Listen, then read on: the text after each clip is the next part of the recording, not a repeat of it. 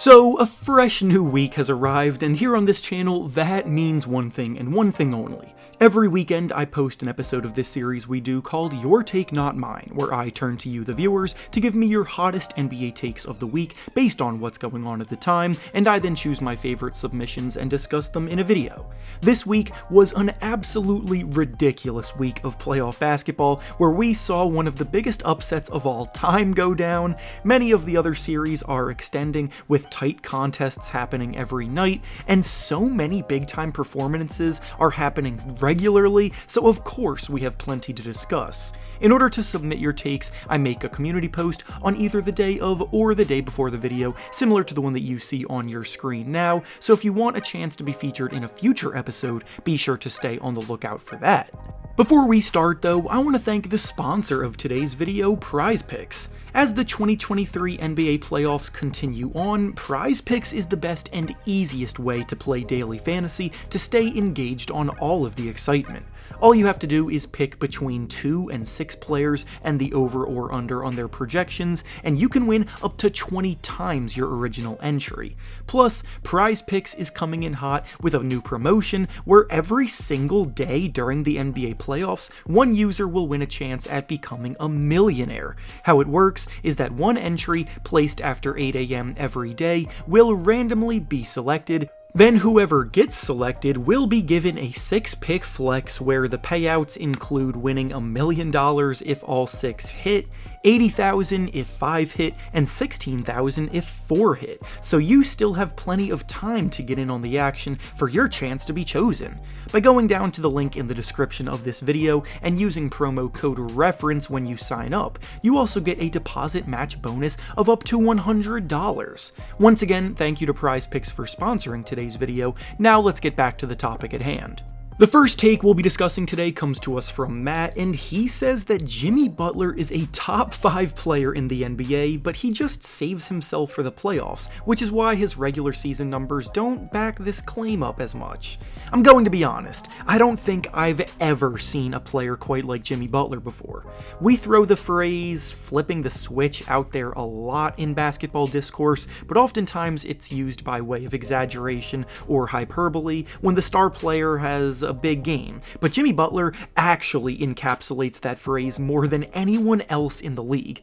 I don't even think there's any logical or reasonable way to describe it, because in the regular season, he's objectively good, but he has glaring weaknesses. Then when the playoffs come around, he repeatedly shows that he's capable of looking like prime Michael Jordan if necessary. The Miami Heat this year were quite simply an incredibly underwhelming basketball team. They were the 1 seed last year and returned to almost the same exact team this season, but the issue is that last year's team was already relying on Butler to carry them way too much, so this year their lack of depth really hurt them. Outside of Bam Adebayo, their front court left a lot to be desired, and I'd be lying if I said that Bam didn't also contribute to the disappointing play at times, especially on the offensive end where he has a tendency to disappear in big moments. Tyler Hero is a solid 20-point scorer, but he got injured very early in this Bucks series, so the Heat didn't even have him available. Kyle Lowry is very much over the hill compared to his days as a former All-Star, and everything was set up to work against the Miami Heat, and yet Jimmy Butler proved he, arguably more than anyone else in the league right now, is capable of doing more with less and is not afraid of any moment, any shot, or any assignment. Scoring 56 points and then 42 points back-to-back wins against the number 1 seed to eliminate them deserves all of the praise in the world. But going back to the original take here, I really don't know how to quantify this into a player ranking.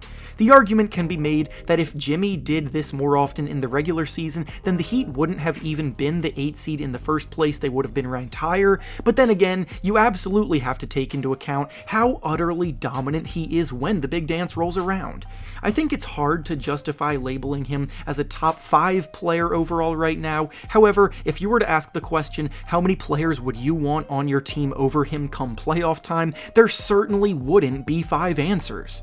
The next take we'll be discussing today comes to us from Garden Pop, and they say that Bucks coach Mike Budenholzer needs to be fired after the way that their season just ended. There's no way around it. The Bucks just suffered one of the most humiliating eliminations that a championship team has ever experienced. Only 6 1 seeds have ever lost in the first round of the playoffs, and the last time it happened was in 2012, when the Bulls lost to the 76ers after Derrick Rose suffered the first of the injuries that started to derail his career.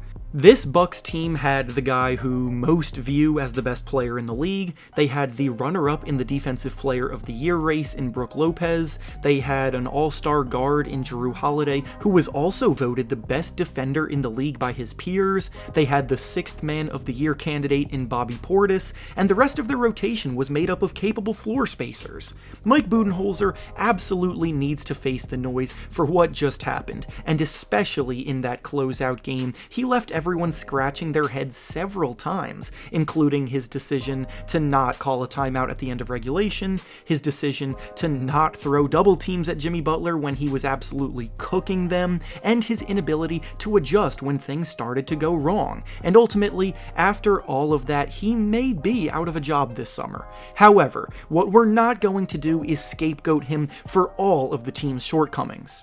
Giannis Antetokounmpo is an NBA champion, but this is absolutely inexcusable, and in Game 5, he shares an equal amount of blame for the loss as Coach Bud.